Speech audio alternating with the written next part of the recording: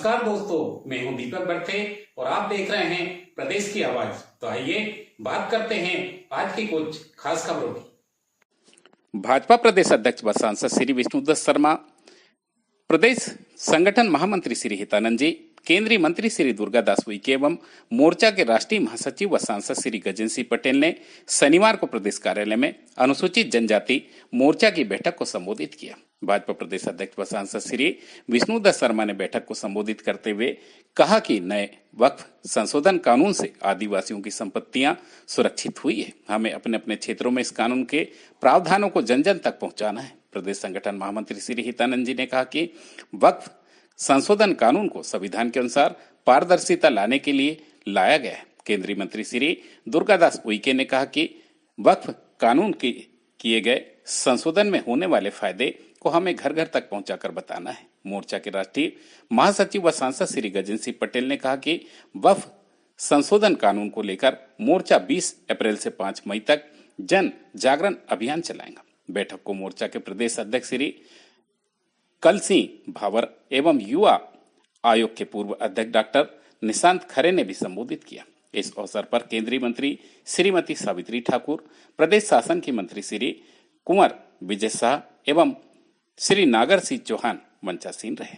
भाजपा प्रदेश अध्यक्ष व सांसद श्री विष्णुदत्त शर्मा ने कहा कि पहले वक्फ बोर्ड किसी की भी जमीन पर अपना दावा कर सकता था और यह साबित करना जमीन मालिक की जिम्मेदारी होती थी कि वह जमीन उसकी है।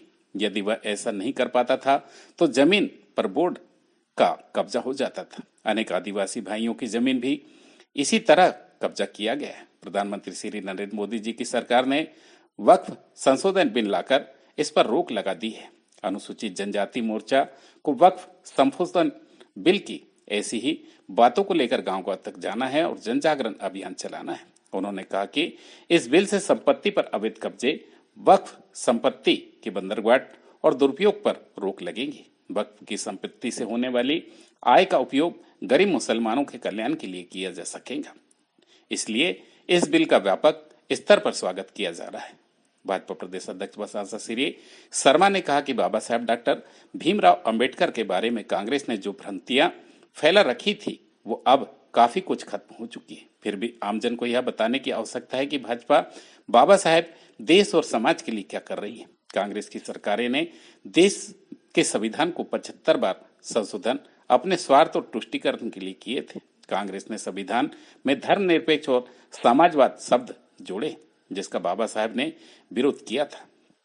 भाजपा प्रदेश संगठन महामंत्री श्री हितानंद जी ने कहा कि वक्फ संशोधन बिल को संविधान के मुताबिक पारदर्शिता लाने के लिए लाया गया है। इस बिल में महिला सशक्तिकरण को बढ़ावा देने के लिए महिलाओं को भी इसमें शामिल किया गया है। वक्फ को कुछ कथाकथित लोगों ने घेर कर कब्जा कर रखा था, इसलिए उसका लाभ गरीब मुसलमानों तक नहीं पहुंच पा रहा है। मुस्लिम समाज के गरीब तबके को भी फायदा मिले इसलिए बिल को लाया गया है। केंद्रीय मंत्री श्री दुर्गादास उइके ने कहा कि वक्फ कानून के लिए किए गए संशोधन से होने वाले फायदे को हमें मुसलमान समाज की महिलाओं, युवाओं, शिक्षकों और समाज के प्रबुद्ध वर्ग को बताना होगा। वक्फ बोर्ड का गठन ही गरीब, निर्धन, असहाय मुस्लिम समाज की मदद करने और उनके सामाजिक व आर्थिक उत्थान के लिए किया गया है। कांग्रेस पार्टी और उसके नेताओं ने वक्फ बोर्ड को अपने हितों को साधने का जरिया बना लिया था। इसलिए प्रधानमंत्री श्री नरेंद्र मोदी जी ने वक्फ कानून की कमियों को दूर करने के लिए संशोधन किया है। अब नया वक्फ कानून वक्फ बोर्ड को मजबूर नहीं कर सकता, मजबूत बनाएगा।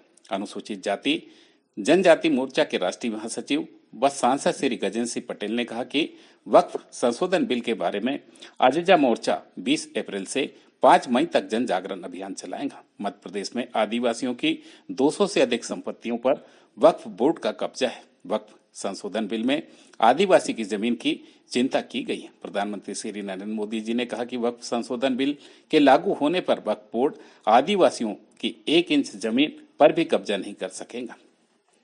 हमें इस बात को जन जन तक पहुंचाना है। उन्होंने कहा कि हमें क्षेत्रों में प्रबुद्ध जनों, समाज के प्रतिष्ठित लोगों तथा जनप्रतिनिधियों की संगोष्ठी आयोजित कर उन्हें कानून के नए संशोधन से अवगत कराना है। सोशल मीडिया पर भी इसे संबंधित जानकारी का प्रचार करें।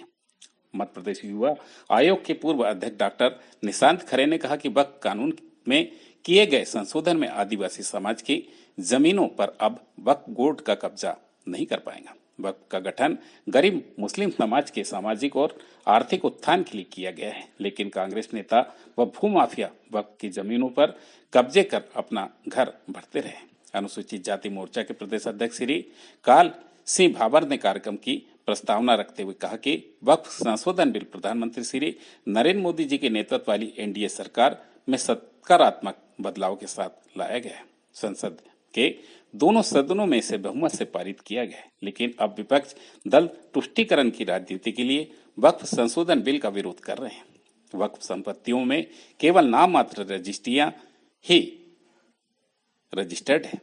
बैठक में जनप्रतिनिधि, मोर्चा पदाधिकारी, मोर्चा जिला अध्यक्ष एवं जिलों के गठित समिति के सदस्यगण उपस्थित रहे। प्रदेश की आवाज के लिए दीपक बर्थे की रिपोर्ट। सभी पत्रकार मित्रों का स्वागत है।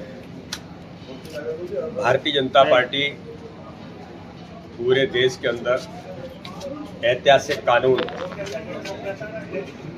वक्फ बिल पर जो देश के अंदर लोकसभा और राज्यसभा ने पारित करके माननीय राष्ट्रपति जी ने जिस कानून को मान्यता दी है,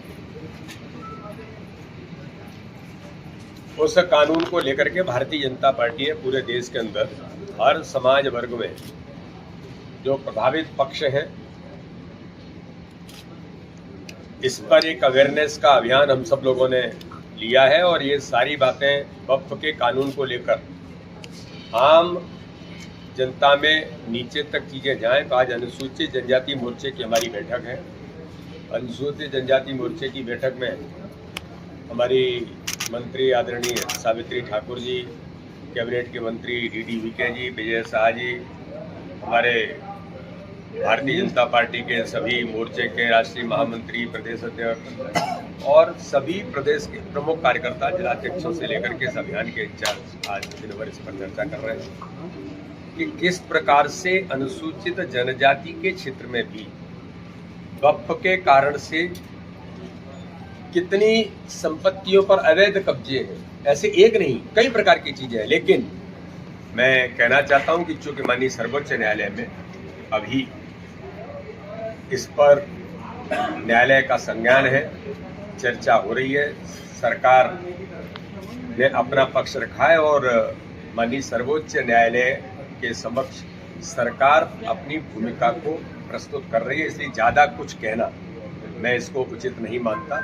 लेकिन ये अभियान हमारा एक वक्फ के बिल के कानून को लेकर के आम लोगों में, जनता में, अनुसूचित जनजाति के लोगों के बीच में ये बातें ठीक से जाए, ये प्रयास हमारी इस बैठक के माध्यम से हम सब लोग कर रहे हैं। 15 से 25 हमारा, मैं पन्ना का सांसद हूँ, पन्ना, खजुराहो, कटनी का।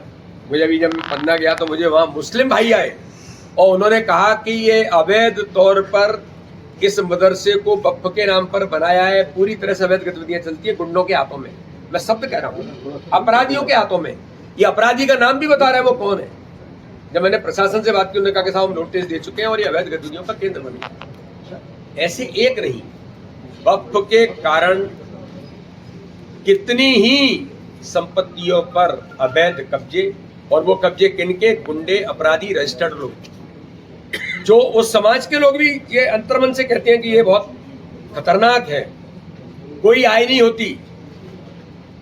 अब वक्फ के कानून के बाद जो भी आय होगी ऑन रिकॉर्ड होगी, रजिस्टर्ड होगी, सारी चीजें एक नेटवर्क में, फ्रेमवर्क में आ रही हैं। इसका दर्द है उन किनको जो ठेकेदार हैं। और इन सारी बातों के बारे में नीतिगत सारी चीजें जो जेपीसी के अंदर, इस पर जेपीसी ने बहुत चर्चा की देश के अंदर, और संसद में कानून लाने से पहले ज्वाइंट पार्लियामेंट्री कमेटी में सभी दल के लोग थे और सबने इस पर रिपोर्ट प्रस्तुत की।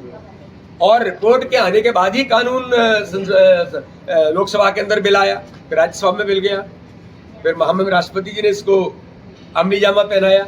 मेरे कहने का आशय ये है कि समाज में व्यापक डिस्कशन के बाद ये सारे मुद्दे सामने आने के बाद ही चीजें हुई हैं। लेकिन चूंकि मामला अभी माननीय सर्वोच्च न्यायालय के सामने है, इसलिए सारी चीजों को गंभीरता के साथ सरकार भी अपना पक्ष कर रही है और माननीय सर्वोच्च न्यायालय भी संज्ञान में लेकर के काम कर रहा है।